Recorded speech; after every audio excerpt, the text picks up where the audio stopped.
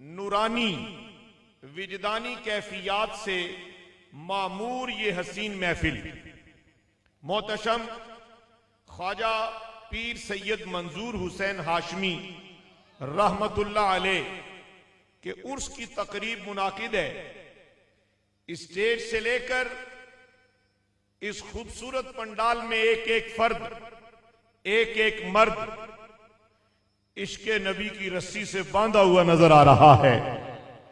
مجھ سے قبل نقیب محفل عاشق رسول زینت بزم صلحاء برادر طریقت اخی فی اللہ صوفی محمد زاہد معصومی نقشبندی مجددی نے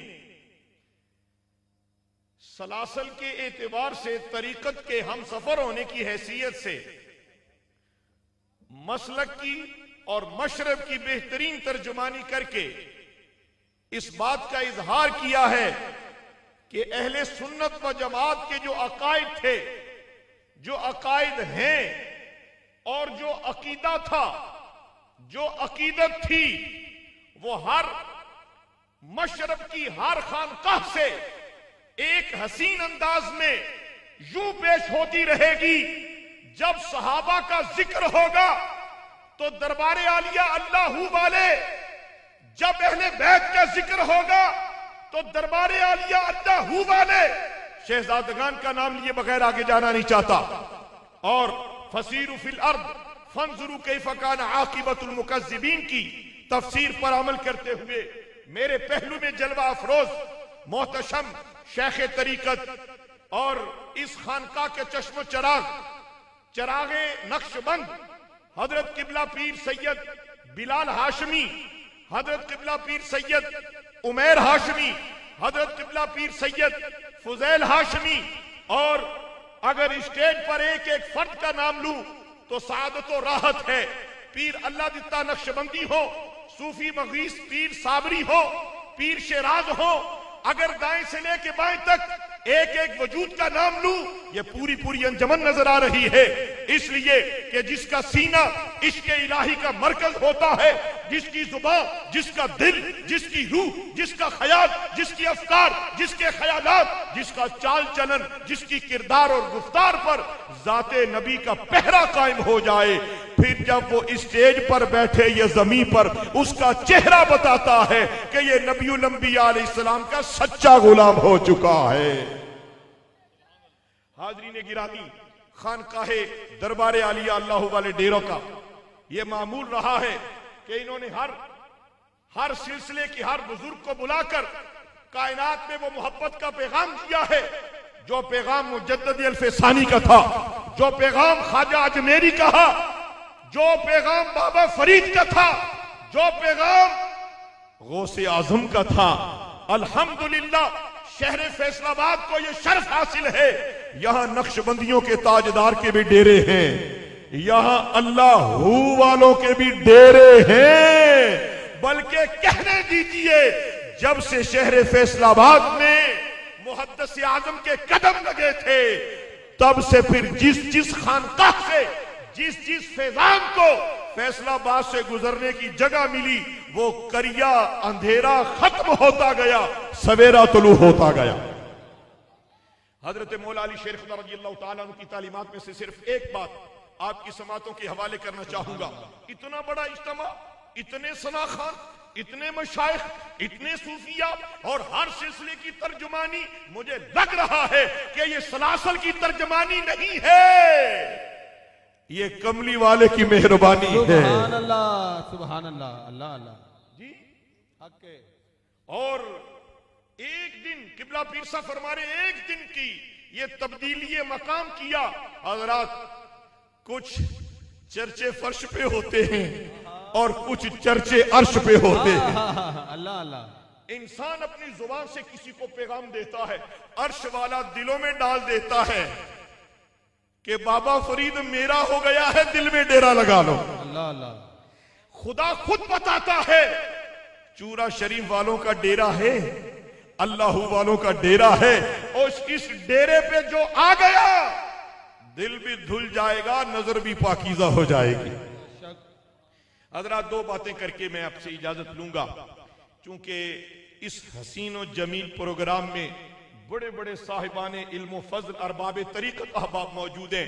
میں ایک ادنا طالب علم ان سے خیرات اور فیضان اور آپ سے دعاؤں کا استحقاق رکھتے ہوئے حضرت مولا علی شیر خدا رضی اللہ تعالیٰ عنہ کی شان بندہ مومن کیا بیان کر سکتا ہے.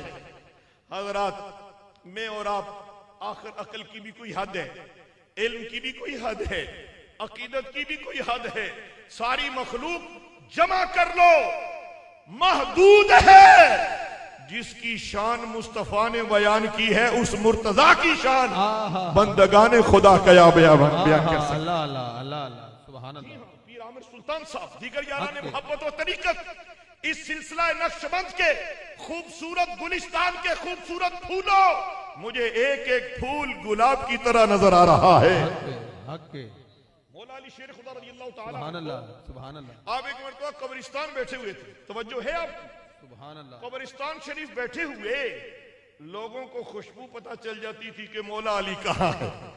جس طرح مصطفیٰ کی خبر تھی, خدا نے مصطفیٰ کی مہک کو کائنات میں تقسیم کیا ہے, اس طرح مصطفیٰ کریم نے اپنے صحابہ و اہل بیت کی مہک کو روئے زمین میں عشاق کے دلوں میں پیوست کر دیا. اللہ اللہ ماشاءاللہ. یا امیر المومنین رضی اللہ عنہ, آپ قبرستان میں کیوں بیٹھے ہوئے ہیں؟ اور حضرت مولا علی شیر خدا رضی اللہ عنہ نے جو جواب ارشاد فرمایا وہ میں سادات کرام علماء مشائخ کرام کے قدموں کے نیچے ہاتھ رکھ کر عرض کرنا چاہوں گا کہ مولا علی نے جو جملے فرمائے, آپ کے پاس کاغذ اور پینسل تو نہیں ہوگا لیکن دل تو ہے, اس پر تحریر کر کے لے جانا.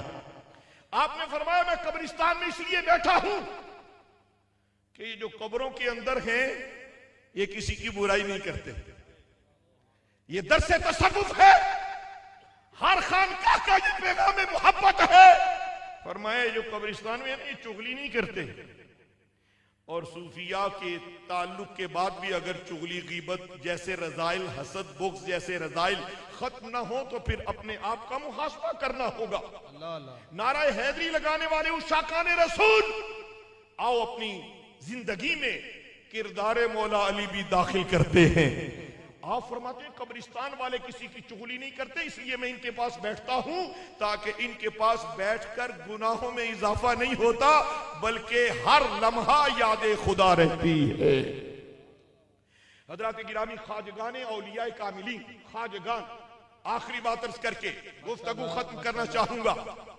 یہ جو حضرت خواجہ منظور حسین ہیں, یہ جو خواجہ محمد معصوم ہیں, اور یہ جو خواجہ زبیر ہیں, اور یہ اس پوری لائن میں سلسلہ قادریہ, نقشبندیہ, چشتیہ کے جو سرخیل بیٹھے ہیں, یہ حسین چہرے, یہ جمیل وجود, حضرات ان کے چہروں کی چمک کی کبھی آپ نے غور کیا ہے حقیقت کیا ہے؟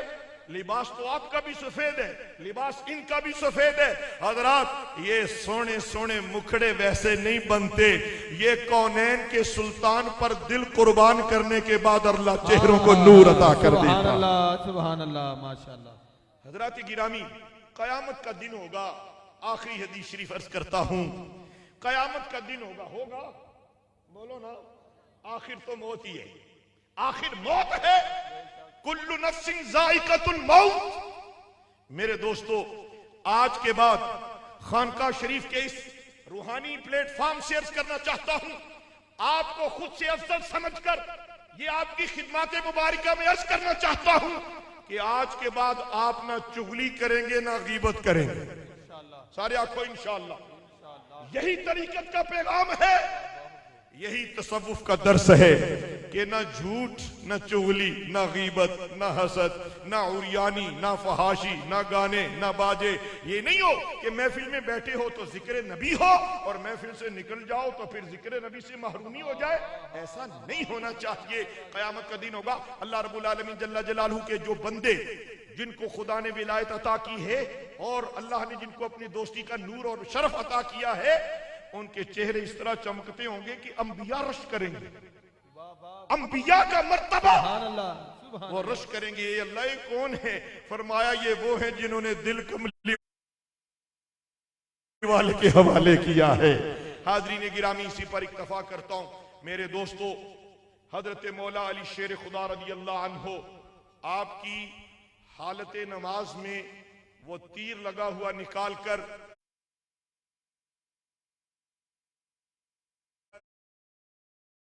कायनात को बता गए हैं कि खुदा की बंदगी इस अंदाज में करो कि तुम रब के जलवे देखो। अगर ऐसा ना हो सके तो इस कैफियत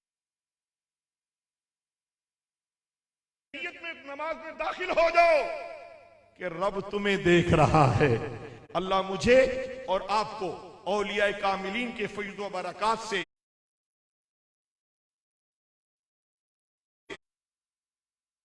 वाफर हिस्सा अता फरमाए, जिंदगी ऐसी गुजारनी नसीब करे जिस तरह हमारे बुजुर्गों ने गुजारी है, तालीमात रसूल आजम के मुताबिक। अल्लाह मेरी और आपकी हाजिरी कबूल करे। इस शेर पर गुफ्तगू मुकम्मल है। इल्म देते हैं, नूर देते हैं, हक के इल्म देते हैं, नूर देते हैं और कल्बी सरूर देते हैं। औलिया अपने हम नशीनों को इश्के रब्बे गफूर देते हैं। व आखिर दावाना अल्हम्दुलिल्लाह। हमारे दरबारी आलिया के ऑफिशियल फेसबुक पेज और साहबजादगान के पेज को लाइक करें और फॉलो करें और ऑफिशियल यूट्यूब अकाउंट को सब्सक्राइब करें और बेल आइकॉन पर क्लिक करें।